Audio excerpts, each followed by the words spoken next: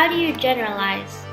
War is hell, but that's not the half of it, because war is also mystery and terror and adventure and courage and discovery and holiness and pity and despair and longing and love. War is nasty, war is fun.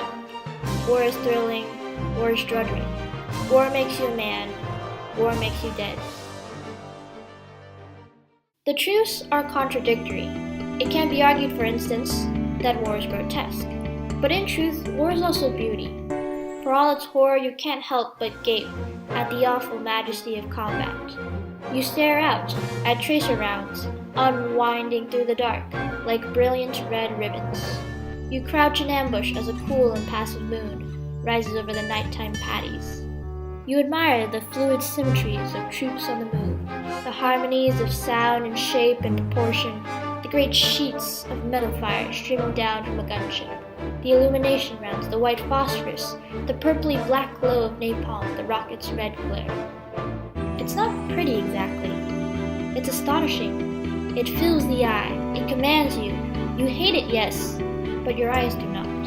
Like a killer forest fire, like cancer under a microscope, any battle or bombing raid or artillery barrage has the aesthetic purity of absolute moral indifference, a powerful, implacable beauty. And a true war story will tell the truth about this, though the truth is ugly. To generalize about war is like generalizing about peace. Almost everything is true. Almost nothing is true. At its core, perhaps, war is just another name for death. And yet any soldier will tell you, if he tells the truth, that proximity to death brings with it a corresponding proximity to life. After a firefight, there's always the immense pleasure of aliveness.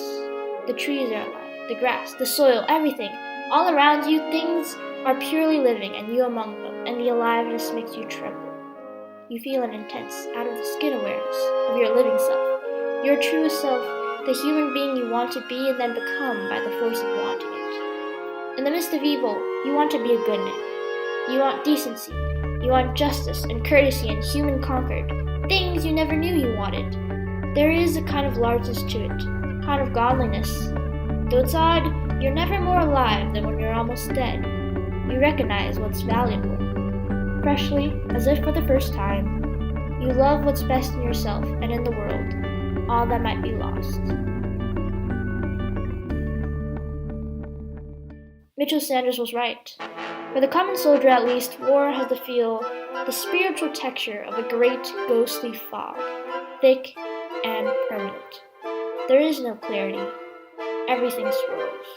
Now and then, when I tell this story, someone will come up to me afterward and say she liked it. Sometimes even, there are little tears. All you can do is tell it one more time, patiently, adding and subtracting, making up a few things to get at the real truth. In the end, of course, a true war story is never about war.